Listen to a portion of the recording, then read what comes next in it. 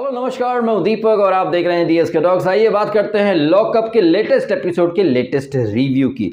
इस एपिसोड में ये जो लॉकअप का एपिसोड जो हमने कल रात को देखा, वहां पर आपको अच्छे से देखने को मिला कि रियलिटी शो के अंदर कैसे एक्टिंग की जाती है। ऑल्दो अभी थोड़े टाइम पहले हमने बिग बॉस के अंदर देखा था कैसे सलमान खान और गोविंदा घर के अंदर ईयरपीस भेजते हैं, फिर तेजस्वी और निशांत को इंस्ट्रक्शंस मिलती हैं, वो एक्टिंग करते हैं। तो बिग बॉस 15 में साबित हो चुका था कि कैसे वहां पर कंटेस्टेंट को इंस्ट्रक्शंस मिलती हैं। ये तो चलो एक प्रैंक के नाम पर उन लोगों ने बोल दिया कि ईयरपीस भेजे जाते हैं, अदरवाइज पता नहीं कितने सालों से ईयरपीस भेजे जाते रहे हों और ये लोग लड़ते रहे हों खामखा की बात पर। जैसे कल रात के लॉकअप के एपिसोड में हमने देखा करणवीर को एक टास्क दी जाती है कि भैया अली और शिवम के बीच में आप गलतफहमी पैदा करो, फेक लड़ाई करवाओ, अंजलि और निशा के बीच में फेक लड़ाई करवाओ। तो थोड़े दिन पहले हमने बिग बॉस 15 के अंदर देखा कैसे बाहर से इंस्ट्रक्शंस मिलती हैं और कंटेस्टेंट रिएक्ट करते हैं, कैसे छोटी छोटी बात पर मुद्दे बनाए जाते हैं। और अपने रिव्यूज के थ्रू मैंने ये हाईलाइट भी किया था, राखी सावंत ने जब लेटे लेटे ही किसी की तस्वीर फाड़ दी, उमर और रश्मि की तस्वीर पर क्रॉस कर दिया,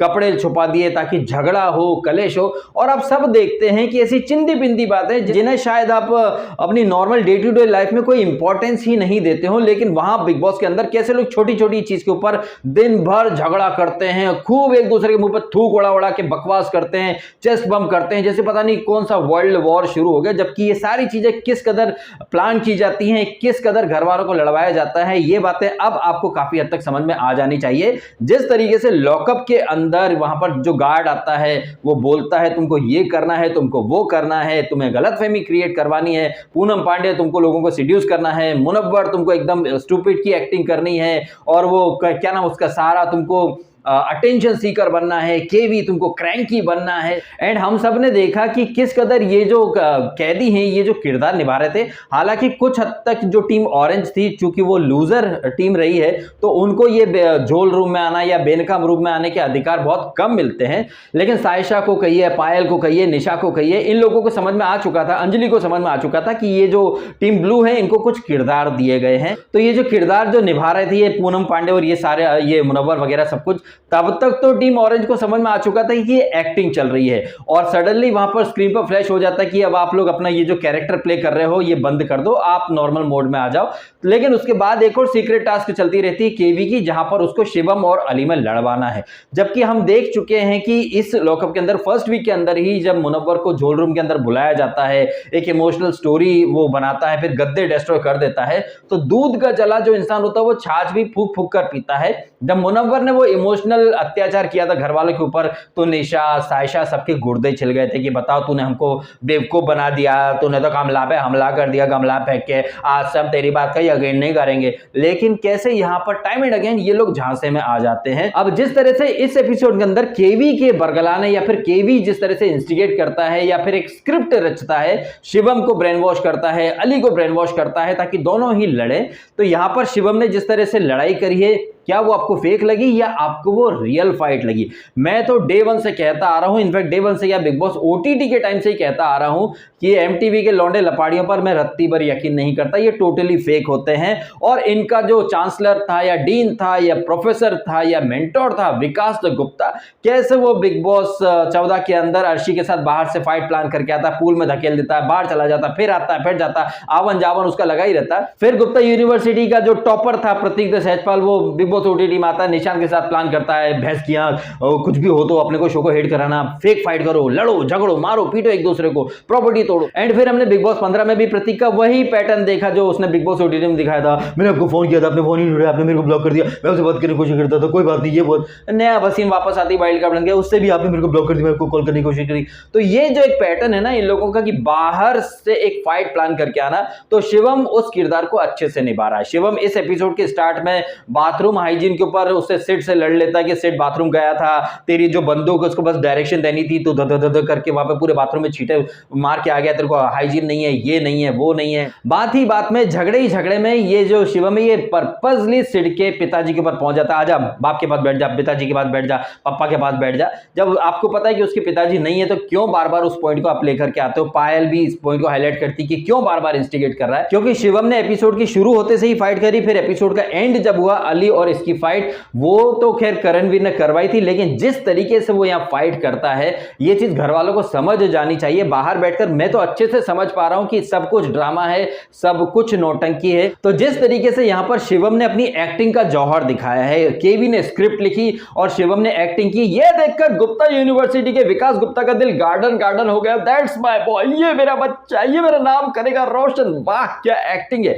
ऐसी एक्टिंग अगर ये लोग अपने सीरियल्स में करें या फिर अगर इन्हें फिल्म मिले तो आई थिंक ये तो ऑस्कर जीत जाएंगे। लेकिन अफसोस इनको रियलिटी शो के अलावा कहीं कोई काम मिलता ही नहीं है। और रियलिटी शो जहां पर आपको रियल रहना है, लेकिन यहां आप एक्टिंग के झंडे गाड़ रहे हो। तो शिवम ने दिखाया कि वो कैसे एक्टिंग करता है, केवी ने दिखाया कि वो कैसे एक्टिंग करता है, पायल रोहतगी हो या फिर पूनम द पांडे हो या जो निशा हो, ये सब के सब कोई ना कोई किरदार निभा रहे हैं। किरदार से मुझे याद आया मुनव्वर काफी बार हमने देखा कि वो अपनी पेरेंट्स की बात करता है। एक एपिसोड में बोला भी था, चलो इनकी माँ तो है, मेरी तो माँ भी नहीं है।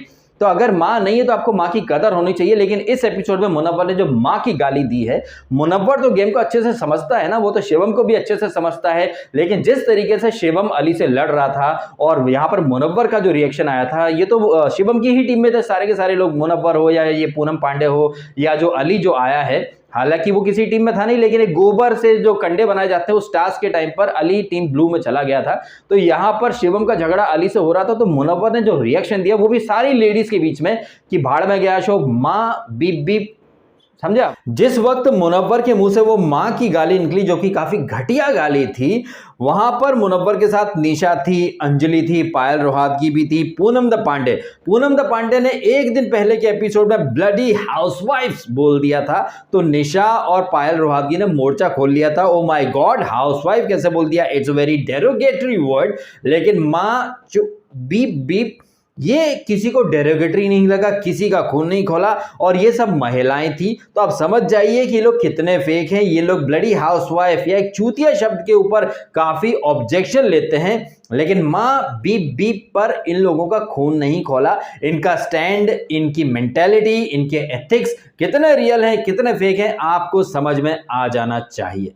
टोटली फेक लग रहे हैं ये सारे के सारे लोग। स्टार्ट में वो बाथरूम की फाइट वो पूरी फेक थी, उसके बाद उस फाइट के ऊपर काफी मचांड मचता रहा। फिर एक गोबर वाली जो टास्क थी जहां पर शारीरिक श्रम के तहत दोनों टीमों को गोबर के जो है उपले बनाने हैं, कंडे बनाने हैं। Team orange versus team blue, team orange में आ जाती है अंजलि। अब यहां पर आप देखिए ये टास्क काफी अच्छे से चल रही थी।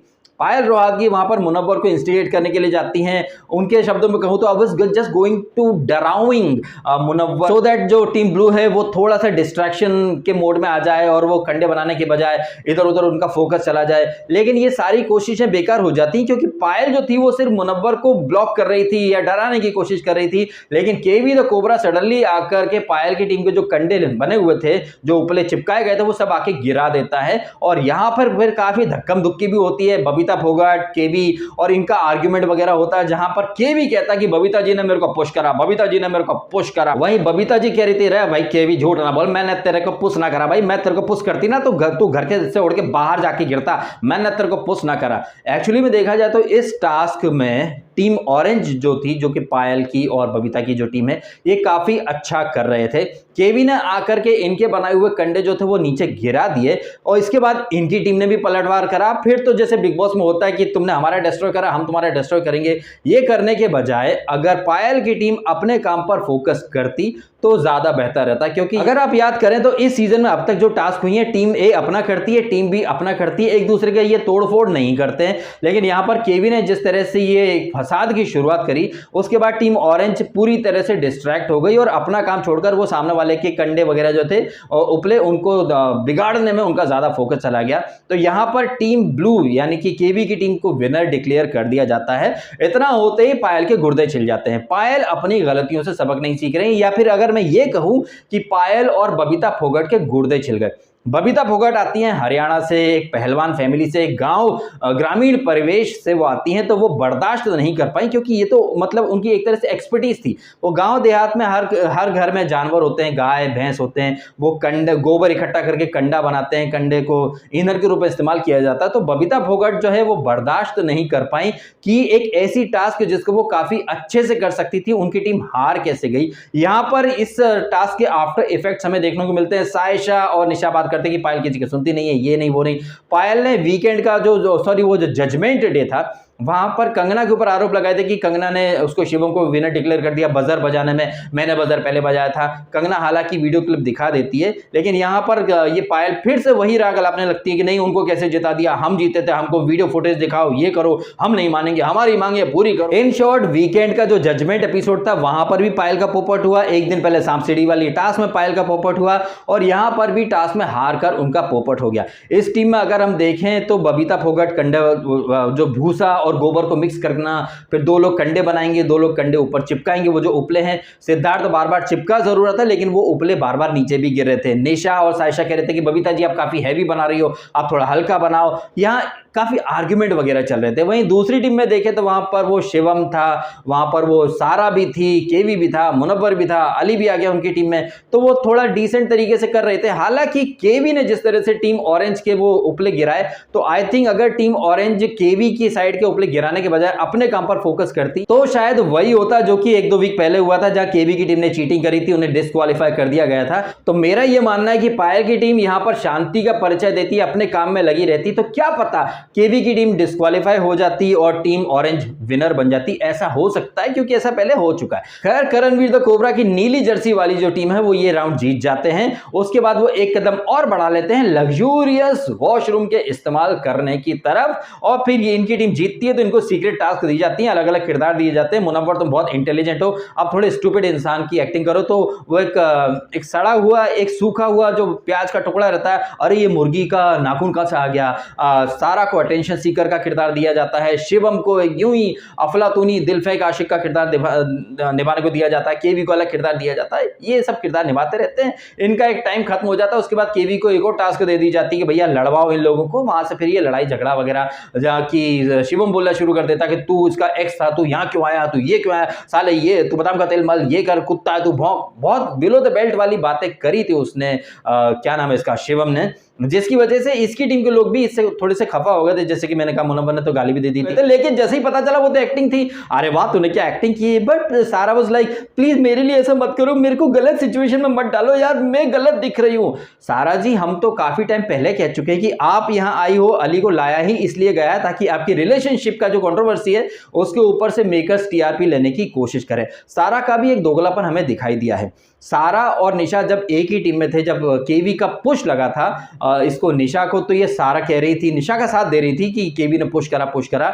यही सारा कल कह रही थी बबीता फोगाट और केवी का जब ये धक्कम धुक्की वाली बात हुई तो ये कह रही थी सारा, अरे वुमन कार्ड मत खेलो, टास्क होती है, टास्क में थोड़ा सा नज वगैरह तो होता ही है, इसमें क्या, अगर आप आई हो तो फिर तैयार रहो।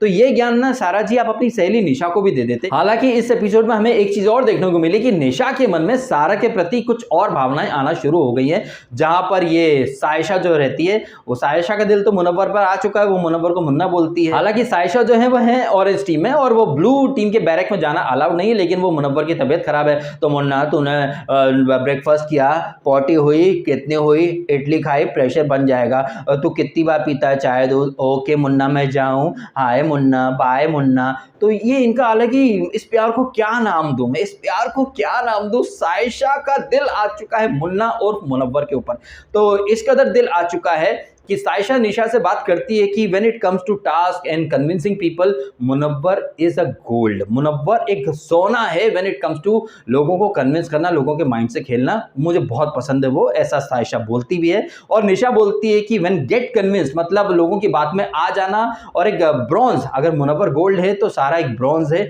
तो निशा के मन में आ चुका है कि ये सारा कितनी दोगली है, कैसे भेड़ चाल में चलने लगती है, उसका कोई फर्म स्टैंड है नहीं। एक दिन पहले तक ये निशा का सपोर्ट कर रही थी कि केवी ने पुश करा, खुद वुमन कार्ड खेल रही थी। अब कह रही थी कि बबीता जी आप तो वुमन कार्ड खेल रहे हो, आप कैसे पुश कर सकते हो। मतलब ये सारा तो थाली का बैंगर है, जिधर वजन उधर भजन वाले मोड में चल रही है सारा द खान। तमाम बातों के बाद ये जो सीक्रेट टास्क जो केवी को दी जाती है उसमें कामयाब हो जाता है। अली और शिवम लड़ लेते हैं, निशा और अंजलि में भी एक गलतफहमी क्रिएट हो जाती है, वो भी झगड़ने पर ऑलमोस्ट आमादा हो जाते हैं। ये टास्क जीत जाती है केवी की ब्लू ब्रिगेड और उन्हें मिल जाता है नए नवेले वॉशरूम एरिया का एक्सेस। साथ ही साथ जो ऑरेंज आर्मी है उन्हें सजा के तौर पर वॉशरूम एरिया का साफ करना, ड्यूटीज करना, कपड़े वगैरह सब काम इनके हवाले। किचन भी ये कर रहे हैं और वॉशरूम एरिया भी साफ इन्हें ही करना पड़ेगा। लेकिन इन्हें एक अपॉर्चुनिटी भी है क्योंकि ब्लू ब्रिगेड को यह जिम्मेदारी दी गई कि तुम्हारे नए नवेले वॉशरूम में ऑरेंज आर्मी का कोई भी इंसान नहीं आना चाहिए। जैसे ही वो लोग आ गए आपके हाथ से इसका अधिकार चला जाएगा, फिर आपको वही सब करना पड़ेगा, कपड़े वगैरह सब धोने वगैरह पड़ेंगे। तो यहाँ पर सिड और पायल आधी रात में सवेरे उठकर काफी प्लान कर रहे हैं कि कैसे भी करके हम वो ब्लू ब्रिगेड का जो वॉशरूम है उसमें घुस जाएं। उसके लिए ब्लू ब्रिगेड की जर्सी यानी उनकी कॉस्ट्यूम चुराई जाए, नीले कपड़े पहने जाए, क्योंकि जो ऊपर जो कैमरामैन है वो नीले कपड़े वालों के लिए वॉशरूम का दरवाजा खोल रहे हैं, तो हम नीला कपड़ा पहन करके घुस जाएंगे और अंदर जाकर इनका जो प्लान फेल कर देंगे, तो इनको कपड़े धोने पड़ेंगे। अब इस मिशन में वो कामयाब होते हैं या नहीं, ये हम देखेंगे आज रात के एपिसोड में। आप कमेंट करके जरूर बताइएगा। जिस तरह से लॉकअप की टीम यहाँ बिग बॉस को भी एक्सपोज कर रही है कि कैसे यहाँ पर फर्जी फाइट होती है, कैसे छोटी छोटी बात के ऊपर लोग इतना ओवर रिएक्ट करते हैं, ये चीज आपको अब समझ में आ जानी चाहिए कि कैसे मेकर्स यहाँ पर फाइट प्लान करवाते हैं। और बिग बॉस 15 के अंदर आपने देखा ही कैसे ईआरपीस के थ्रू, इंस्ट्रक्शंस के थ्रू कैसे कंटेस्टेंट रिएक्ट करते हैं। तो आपको अच्छे से समझ में आ जाना चाहिए कि रियलिटी शो के अंदर कुछ भी रियल नहीं होता है। कंगना रनावत कितना भी बोल दे कि ये शो ऑर्गेनिक है, ये कॉपी नहीं है, ये आपके भाई का शो नहीं है, या कुछ भी प्लान नहीं होता, सब ऑन द स्पॉट होता है, बिल्कुल नहीं, सब चीज वेल प्लान होती है। और कैसे प्लान की जाती है, कैसे फाइट यहां पर लोगों के बीच में लड़वाया जाता है, लोगों में फाइट कराई जाती है, ये आपने कल रात के एपिसोड में देख लिया। क्या कहना आपका कमेंट करके आप अवश्य बताइएगा। शिवम की एक्टिंग के बारे में, केवी के डायरेक्शन के बारे में, और गुप्ता यूनिवर्सिटी का विकास, तो आज मतलब उसका दिल गार्डन गार्डन हो गया होगा, क्योंकि शिवम नाम के लौंडे ने गुप्ता यूनिवर्सिटी का नाम रोशन जो कर दिया है। कमेंट कीजिएगा आपके ओपिनियन, और यदि आपको ये वीडियो अच्छा लगा तो वीडियो को लाइक करें, कमेंट करें, शेयर करें और करें सब्सक्राइब डीएसके टॉक्स। यदि आपने नहीं किया तो आपने समय निकाला, वीडियो देखा, आपका बहुत बहुत धन्यवाद।